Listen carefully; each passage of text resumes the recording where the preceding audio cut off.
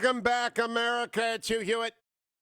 This is the new Jonah Goldberg bump music. If we couldn't laugh, we'd all go insane. Jonah is co-founder, along with Stephen Hayes, of the brand new The Dispatch, and he joins me. Good morning, Jonah. How are you? Morning, Hugh. Good to talk to you. How do you like your new bump music?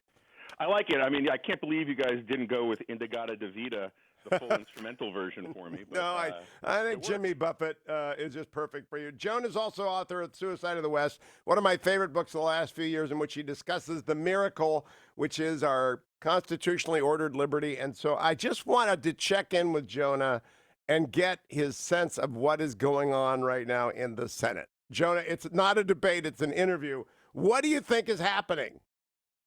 I think that my friend Yuval Levin, who predicted that impeachment would be bad for all of our institutions and bad for the country, was right.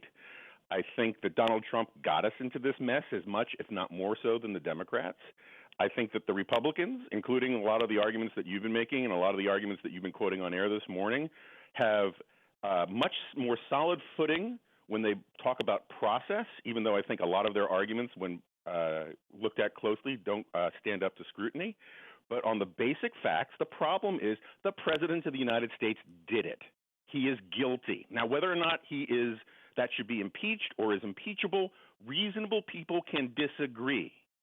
But it seems to me transparently obvious that his phone call wasn't perfect. I have talked to dozens of Republican congressmen and senators in the last 2 months. I haven't met one who thinks it was perfect. I haven't met one serious legal or conservative activist who, away from a camera or a microphone, has said it was perfect.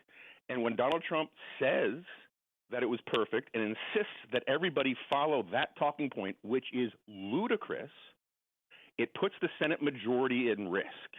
And it makes, so we saw this morning Senator Barrasso, who I have a lot of esteem for and I think is a really swell guy, talking about how we saw nothing new in the Democrats' presentations yesterday.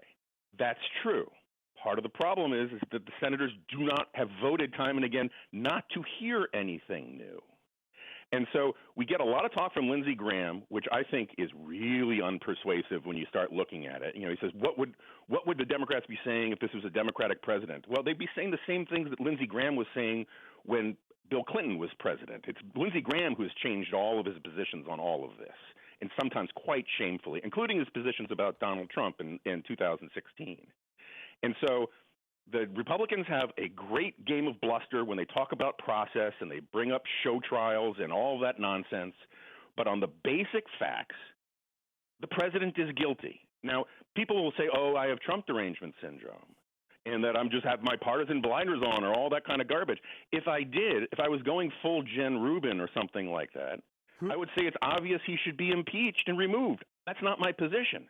But it drives me crazy when I listen to all of these people talk as if the only issues here are the process arguments and the precedents, and not the basic fact that what Donald Trump did was very bad. Paying out of his own pocket for his personal lawyer to allegedly investigate corruption in Ukraine doesn't pass the smell test. And going on cameras and asking for Ukrainian government and the Chinese government to do exactly what he was trying to do sub rosa is outrageous. And Republicans should at minimum censure him for this. But because the president refuses to entertain any notion that he did anything wrong whatsoever, he's further dragging down the entire party to his defining deviancy and corruption down to whatever is just marginally below what Donald Trump does. Now, Jonah, I don't agree with any of that. But it's not a debate, it's an interview. I want to know a couple of things. You just said this puts the Senate majority at risk. That's a political argument. It's not a legal argument or a constitutional argument. Sure. What do you think is your strongest field on which to fight? The political field, the legal, meaning the criminal law, or the constitutional, meaning impeachable offenses or whatever a majority of the House says they are, and a conviction is whatever 2/3 of the Senate says it is. What is your strongest field on which you want to make your argument? The political argument, the Senate majority is at risk, the legal argument, or the constitutional argument? I think it's kind of fascinating. You left out the factual argument, just the simple facts. He did it, Hugh. He did it. Let me ask you about that. Okay. Have you got the president's brief anywhere near you? not anywhere near. I mean, sure, I can find it on my computer. I keep arguing for footnote 565. And footnote 565, I've argued in the Washington Post, is dispositive to me. It cites Politico, Ken Vogel, David Stern. It cites the Financial Times. It cites the New York Times, all writing contemporaneous accounts prior or very close to his inauguration of Ukrainian meddling in the election. Nothing like the Russian meddling. Nothing at all like the Russian meddling. I hear but meddling. Okay, go on. You've let me get my say, and so go on. Yeah. So I just want you to tell me, do you think the Ukrainians did anything bad at all to our election in 2016? I think that is a preposterous framing of the issue because, yes, the Ukrainian ambassador wrote an op-ed objecting to Trump's suggestion that Russia had a right to Crimea. That is not meddling in an election. A handful of lone operators criticized Donald Trump or said nice things about Hillary Clinton. That is not meddling in an election. That is not hacking the DNC. That is not creating troll armies on Twitter. It's not doing anything like what Russia did. Moreover, I didn't Trump say is that. not referring to any of that, any of it. No, That's all gaslighting and smokescreen. Trump is referring to CrowdStrike, which is an insane conspiracy theory that should trigger consideration of Article of the 25th Amendment. It is so loopy and deranged, and everybody wants to. All of the Trump's defenders want to change the argument from what Trump actually asked for in that phone call, which was CrowdStrike, to these piddling little things that Ukraine did, as if they are on par with Russia or that they justify Trump's suggestion, which was the CrowdStrike conspiracy theory does, that it was really Ukraine that actually meddled in the election. First of all, no one I know is making that. No, John, no one's making that argument. Russia interference, which I have been arguing for months. I've never seen anyone. I saw Lindsey Graham yesterday saying Russian interference is real. No one's making the argument there wasn't Russian interference. That's changing the subject. No, it's not. I'm saying, no, you're wrong. That's not what I'm doing. What I'm saying is that by making this about what Ukraine actually did, and I think it's perfectly fine to criticize Ukraine and what it actually did. I think Andy McCarthy has written some good stuff on this. Yes. But by saying that's the issue that Trump was interested in, you're changing the facts. That's not he wasn't talking about that stuff. He brings up CrowdStrike. Defend that. Defend what he actually brought up. I want the predicate before he's sworn in for people to understand. This is the beginning of the Ken Vogel article. Donald Trump wasn't the only presidential candidate whose campaign was boosted by officials of a former Soviet bloc country. Ukrainian government officials tried to help Hillary Clinton and undermine Trump by publicly questioning his fitness for office. They also disseminated documents implicating a top Trump aide in corruption and suggested they were investigating the matter only to back away after the election. And they helped Clinton allies research damaging information on Trump and his advisors, a Politico investigation found.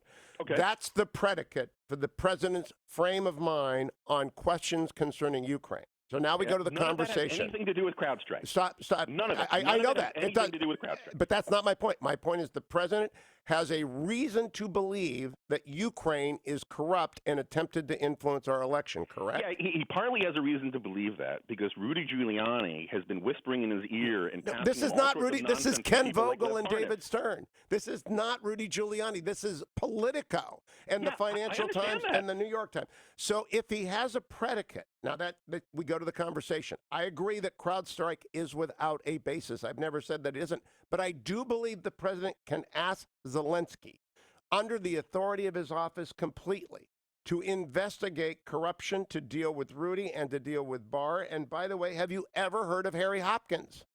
Sure. What was Harry Hopkins' status when he went to Great Britain in the spring of 40, and prior to that to Europe? What was his status? His status, I can't remember off the top of my head. Was he one of the was he the secretary of, he wasn't Secretary of Agriculture. What was he? He was originally Secretary of Commerce, but when he went in 1940, he was a friend of the president without a job, a political operator from New York, and a hard-nosed, acidic, absolutely ham-handed, iron-fisted political operator. Harry Hopkins was the Rudy Giuliani of FDR land. And so that's a great, interesting fact. It's also it also doesn't deal with the fact with the things that Rudy Giuliani actually admitted to on CNN and to the New York Times that he has defended. The fact that Barr has said he had absolutely nothing to do with this. This was all an off-book operation. The only time Barr comes up in this is when Trump brings him up in a conversation. And then for the rest of it, it's just Rudy Giuliani being paid for, out of the president's pocket to do all of these things where Rudy Giuliani says that they are meddling in the investigation. There is no evidence to support this idea that the prosecutor that Biden pushed the prosecutor to protect his son. There is so much gaslighting and smoke screening. And again, I'm not saying that this is impeachable. I think it's impeachable. I'm not saying he should be impeached for it or that he should be removed for it.